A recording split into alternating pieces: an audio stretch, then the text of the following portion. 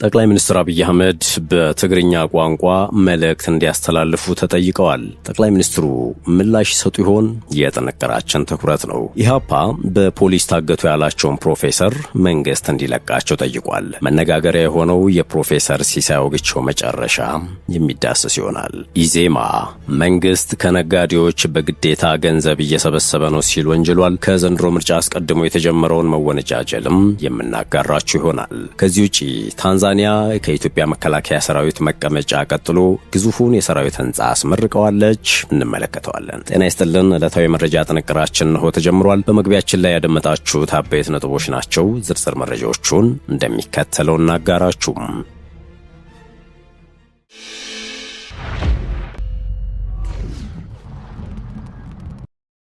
ወደ ቀዳሚ ጉዳያችን እናምራችሁ። ጠቅላይ ሚኒስትር አብይ አህመድ በትግርኛ ቋንቋ መልእክት እንዲያስተላልፉ ተጠይቀዋል። በትግራይ ክልል ዳግም ጦርነት ይከሰታል በሚል ከፍተኛ ጭንቀት መቀስቀሱ እየተሰማ ነው። ወጣቶች እየሸሹ ህዝቡ ገንዘብ ለማውጣትና አስቤዛ ለመሸመት እየተራኮተ ታይቷል። ይህን ተከትሎ ነው ጠቅላይ ሚኒስትር አብይ በትግርኛ ቋንቋ መልእክት እንዲያስተላልፉ ጥሪ የቀረበላቸው። የቀድሞ የህወሓት አመራርና አምባሳደር የነበሩት አባዲ ዘሙ ልጅ ሆነውና በዚህ ሰዓት በትግራይ መረጃዎችን ከሚያሰራጩ ወጣቶች መካከል አንዱ ሆነው መዘክር አባዲ ዘሙ ለጠቅላይ ሚኒስትሩ አፋጣኝ ጥሪ አቅርቧል። መዘክር የትግራይ ህዝብ ዛሬ ወይም ነገ ጦርነት ይጀምራል በማለት በከባድ ጭንቀት ላይ ወድቆ ይገኛል ብሏል። ብዛት ያለው ህዝብ በዚህ ስጋት ምክንያት ትግራይን ወደ ኋላ በመተው እግሩ ወደ አመራው እየተሰደደ ይገኛል ሲልም ነው ያሳወቀው። መዘክር የሚያነሳው ጉዳይ ደግሞ ህዝቡ ምን እየተፈጠረ እንዳለ ምንም የሚያውቀው ነገር አለመኖሩ ነው ይላል። እናም ጠቅላይ ሚኒስትር አብይ ወደ ሚዲያ ብቅ ብለው በትግርኛ ቋንቋ ለትግራይ ህዝብ ማብራሪያ ቢሰጡ መልካም ይመስለኛል። እናም ሐሳቤንም እንደሚቀበሉት ተስፋ አድርጋለሁ ሲል ጥሪ አቅርቧል። ከዚሁ ጋር በተያያዘ በትግራይ የተጣለው የነዳጅ ዕቀባ እንዲነሳ ተጠይቋል። የትግራይ ንግድና ኤክስፖርት ኤጀንሲ በነዳጅ አቅርቦት ላይ የተላለፈው ውሳኔ ኢፍትሐዊ ነው ብሎታል። እናም ውሳኔው በድጋሚ ታይቶ እንዲስተካከል የካቲት 16 ቀን ለንግድና ቀጠናዊ ትስስር ሚኒስቴር፣ ለነዳጅና ኤነርጂ ባለስልጣንና ለኢትዮጵያ ነዳጅ አቅራቢ ድርጅት በጻፈው ደብዳቤ ጠይቋል። ይኸው ደብዳቤ ከየካቲት 2017 ዓመተ ምህረት እስከ ታህሳስ 2018 ዓመተ ምህረት በወር ወደ ትግራይ ይገባ የነበረው 12 ሚሊዮን ሊትር ነዳጅ ወደ 850 ሺህ ሊትር ዝቅ መደረጉን ይጠቅሳል። ሆኖም ከጥር ወር 2018 ዓመተ ምህረት ወዲህ ምንም አይነት ነዳጅ ወደ ክልሉ ባለመግባቱ በክልሉ ላይ ማህበራዊና ኢኮኖሚያዊ ቀውስ ማስከተሉን የጠቀሰው ደብዳቤው ይህም ከዕለት ተዕለት መሰረታዊ እንቅስቃሴዎች በተጨማሪ የሕክምና ተቋማት መደበኛና ድንገተኛ የሕክምና አገልግሎት መስጠትን ከማይችሉበት ደረጃ ላይ መድረሳቸውን ያብራራል።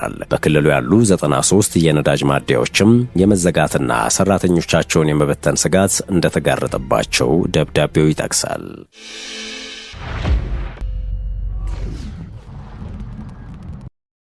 ወደ ሌላኛው ጉዳያችን አመራን። ግብጽ ለኢትዮጵያ የባህር በር ፍላጎት ድጋፍ ታደርጋለች የሚለውን መረጃ አስተባብላለች። ግብጽ ለኢትዮጵያ የባህር በር ለመፍቀድ የቀረበውን ዘገባ ውድቅ አድርጋለች። የግብጽ መንግስት ለኢትዮጵያ የቀይ ባህር የባህር በር መዳረሻ በመስጠት ምትክ አዲስ አበባ በታላቁ የህዳሴ ግድብ ድርድር ላይ መለስተኛ አቋም እንድታሳይ ስምምነት ላይ ተደርሷል የሚለውን ዘገባ በጽኑ አስተባብሏል። ማክሰኞ ምሽት የግብጽ መንግስት የዜና ወኪል አንድ ከፍተኛ የመንግስት የስራ ኃላፊን ጠቅሶ ዘገበው ግብጽ ለኢትዮጵያ የባህር በር ትሰጣለች የሚለው መረጃ መሰረት የሌለውና ፍጹም ከእውነት የራቀ ነው። ይኸው ምንጭ ግብጽ በአባይ ውሃ አጠቃቀምና በህዳሴ ግድቡ ላይ ያላት አቋም ጽኑ መሆኑን ገልጸው ሀገሪቱ አሁንም ዓለም አቀፍ ህጎችን እንደምትከተልና በወንዙ ላይ የሚወሰዱ ኢፍትሐዊ እርምጃዎችን እንደምትቃወም በድጋሚ አረጋግጠዋል ተብሏል። በተጨማሪም የግብጽ ባለስልጣናት የቀይ ባህር አስተዳደርና ደህንነት ጉዳይን የሚመለከተው ባህሩን የሚዋሰኑ ሀገራትን ብቻ እንደሆነ በመግለጽ የባህር በር የሌላቸው ሀገራት በዚህ ረገድ በሚደረጉ ማናቸውም ስምምነቶች ውስጥ የመሳተፍ መብት የላቸውም ብለዋል። ይህ መግለጫ ወጣው ኢትዮጵያ ለኢኮኖሚ እድገቷ የባህር በር እንደሚያስፈልጋት በተደጋጋሚ በገለጸችበት ወቅት ሲሆን ግብጽ ግን የቀይ ባህር ደህንነት ከብሔራዊ ደህንነቷ ጋር በቀጥታ የተያያዘ መሆኑን በመጥቀስ የሌሎች ሀገራት ጣልቃ ገብነትን እንደማትቀበል አስታውቃለች። በፖሊስ ታገቱ ያላቸውን ፕሮፌሰር መንግስት እንዲለቃቸው ጠይቋል። መነጋገር የሆነው የፕሮፌሰር ሲሳይ አውግቸው መጨረሻ 100 ሺህ ብር ዋስትና በማስያዝ ከእስር እንዲፈቱ በፍርድ ቤት የተበየነላቸው ዶክተር ሲሳይ አውግቸው ከቂሊንጦ ማረሚያ ቤት በመውጣት ላይ እንዳሉ በር ላይ ሲጠብቋቸው በነበሩ ፖሊሶች ተይዘው መወሰዳቸውን ጠበቃቸው ተናግረዋል። ሲሳይ በዋስ እንዲፈቱ የተወሰነላቸው ሰኞ ዕለት ነበር ተብሏል። ተከሳሹ ወደ ፌዴራል ፖሊስ እየተወሰዱ መሆኑን በሰዓቱ ሊቀበሏቸው ሲጠብቋቸው አብረዋቸው የነበሩ ቤተሰቦቻቸው አሳውቀዋል ተብሏል። ዶክተር ሲሳይ በአማራ ክልል ከሚንቀሳቀሰው የፋኖ ታጣቂ ቡድን ጋር በመሆን የአማራ ክልልን ከፍተኛ የመንግስት ባለስልጣናት በመግደል የክልሉን ቀጥሎም የፌዴራሉን መንግስት ስልጣን በኃይል ለመቆጣጠር በማሰብ የሽብር ድርጊትን ፈጽመዋል በሚል ክስ ከቀረበባቸው 51 ተከሳሾች ውስጥ አንዱ ናቸው። በዶክተር ወንደሰን አሰፋ መዝገብ ስር የሚገኙት እነዚህ ተከሳሾች የሽብር ክስ የቀረበባቸው በሰኔ 2015 ዓ.ም ነበረ። 5 የመገናኛ ብዙሃን ባለሙያዎች በተካተቱበት በዚህ ክስ ስር ካሉ ተከሳሾች ውስጥ በቅርቡ የሰላም አማራጭ መቀበላቸውን ያሳወቁት ኮሎኔል ፋንታው ሟባውን ጨምሮ የ28ቱ ጉዳይ ሲታይ የቆየው በሌሉበት ነበረ።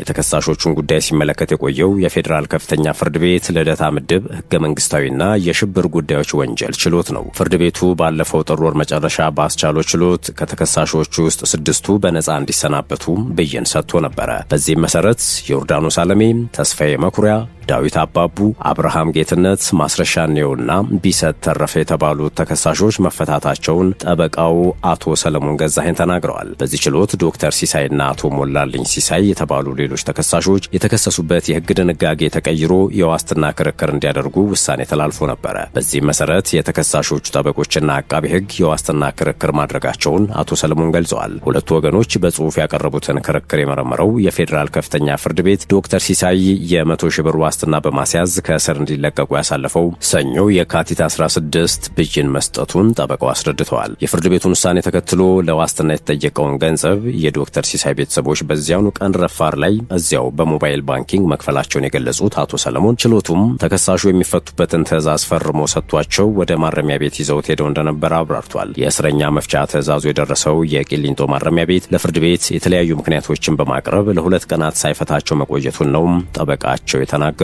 በፍርድ ቤት ትዕዛዝ መሰረት ከቀኑ 10 ሰዓት ገደማ ከእስር የተለቀቁት ዶክተር ሲሳይ ቤተሰቦቻቸውን አግኝተው ከማረሚያ ቤት ይዘው የወጡትን ልብስም አቀብሏቸው እንደነበረም ጠበቃው አቶ ሰለሞን አስረድተዋል። ሆኖም ተከሳሹ ወደ ቤታቸው ለመሄድ በመዘጋጀት ላይ ሳሉ በቂሊንጦ ማረሚያ ቤት በር ላይ የነበሩ የፌዴራል ፖሊሶች መኪና ውስጥ አስገብተው እንደወሰዷቸው ቤተሰቦቻቸውን ዋቢ በማድረግ ጠበቃቸው ማስታወቃቸውን ኢትዮጵያ ኢንሳይደር ዘግቧል። ዶክተር ሲሳይ በፖሊስ መኪና ውስጥ ከገቡ በኋላ እጃቸውን በመስኮት አውጥተው ቤተሰቦቻቸውን በሉቻው ወደ ፌዴራል ፖሊስ ይዘውኝ እየሄዱ ነው ማለታቸውን እህታቸው እንደነገሯቸው አቶ ሰለሞን ገልጸዋል። በሐሩማ ዩኒቨርሲቲ መምህር የነበሩት ተከሳሹም በማረሚያ ቤት ሳሉ የፒኤችዲ ትምህርታቸውን አጠናቀው የዶክተሬት ዲግሪ ማግኘታቸውን ከጠበቃቸው የተገኘው መረጃ ያመላክታል። ዶክተር ሲሳይ ከኦሮሚያ ክልል በተለያዩ ምክንያቶች ተፈናቅለው በአማራ ክልል ደብረ ብርሃን ከተማና በሌሎች አካባቢዎች ለነበሩ ተፈናቃዮች ድጋፍ በማሰባሰብና በማድረስ የበጎ አድራጎት ስራዎችን ይሰሩ የነበሩ ናቸው። በዶክተር ወንደሰን አሰፋ መዝገብ ክስ ቀርቦባቸው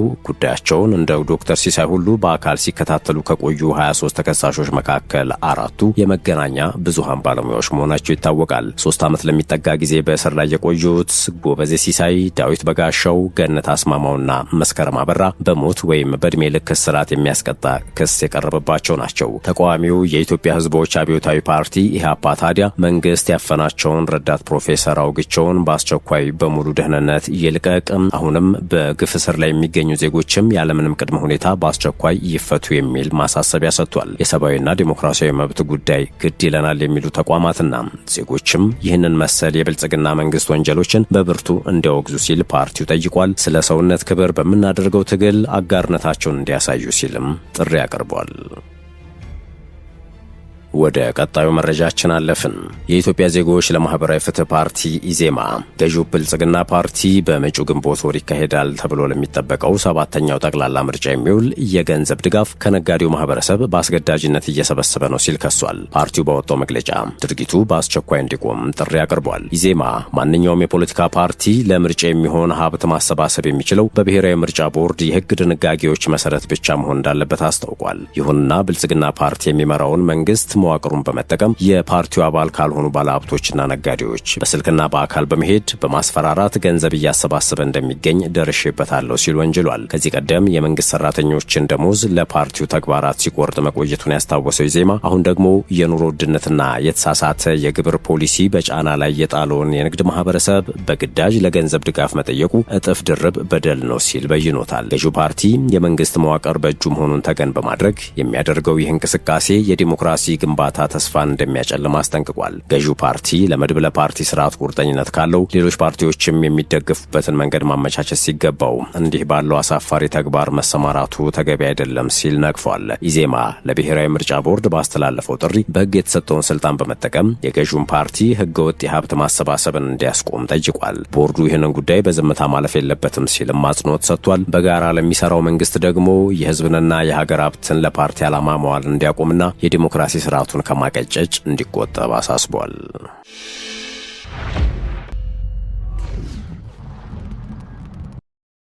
በመጨረሻም ታንዛኒያ ከኢትዮጵያ መከላከያ ሰራዊት መቀመጫ ቀጥሎ ግዙፉን የሰራዊት ህንጻ አስመርቃለች። የታንዛኒያ ፕሬዝዳንት ሳሚያ ሱሉሁ ሐሰን የሀገሪቱን አዲስ የመከላከያ ዋና መስሪያ ቤትን መርቀው የከፈቱ ሲሆን ይህም የጦር ኃይሎች ከፍተኛ ማዘዣ ጣቢያ ከዳሬ ሰላም ወደ ዶዶማ መዘወሩን የሚያሳይ ግዙፍ ለውጥ ሆኗል። ሀገሪቷ ዋና ከተማዋን ከዳሬ ሰላም ወደ ዶዶማ ካዘዋወረች በኋላ የተገነባው የመጀመሪያው ዋና የመከላከያ ማዕከልም ሆኗል። ሳሚያ ሱሉሁ በሥነ ሥርዓቱ ላይ እንደተናገሩት ተቋሙ ብሔራዊ መከላከያን በማጠናከርና ለስትራቴጂካዊ እቅድ፣ ለሙያዊ ትንተናና ለዘመናዊ የደህንነት ተግዳሮቶች የተቀናጀ ምላሽ ማዕከል ሆኖ ማገልገል እንዳለበት ተናግረዋል። ይህ የህንጻ ግንባታ ኢትዮጵያ ከገነባቸው የመከላከያ ሰራዊት ጠቅላይ መምሪያ ህንጻ በኋላ በአፍሪካ ሁለተኛው የሰራዊት ማዘዣ ጣቢያ ሆኗል። ታንዛኒያ ከ2019 በኋላ የፖለቲካ ማዕከል አድርጋ የመረጠቻት ከተማ ዶዶማ ሆናለች። ግዙፏና የኢኮኖሚ እንደዚሁም ዲፕሎማሲ መቀመጫዋ ደግሞ ዳሬ ሰላም ሆና ትቀጥላለች። የተከበራቸው የሸገር ታይምስ ቤተሰቦች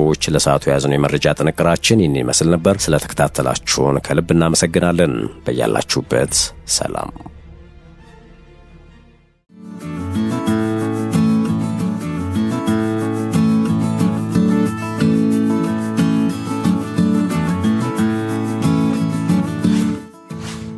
ሸገር ታይምስ ሚዲያን ሰብስክራይብ በማድረግና ደወሉን በመጫን ይከተሉን።